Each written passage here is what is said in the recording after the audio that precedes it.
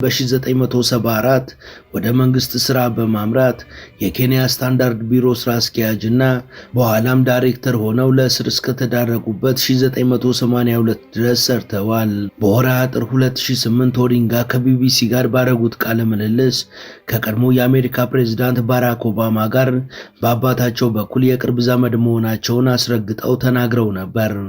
ሆኖም የባራክ ኦባማ የአባቱ አጎት የሆኑ ግለሰብ ይህን መቀራረብ በማስተባበል ከኦዲንጋ ጋር ምንም አይነት ቀጥተኛ ዝምድና እንደሌለው በመግለጽ የኦዲንጋ እናት ወደኛ መኖሪያ አካባቢ መታ ኖራለች።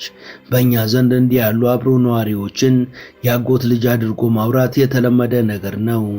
ነገር ግን ከሷ ጋር የደም ዝምድና የለንም በማለት አስረድተዋል። You once claimed you were first cousins with President Barack Obama. I think that was completely misquoted. You're not though, are you?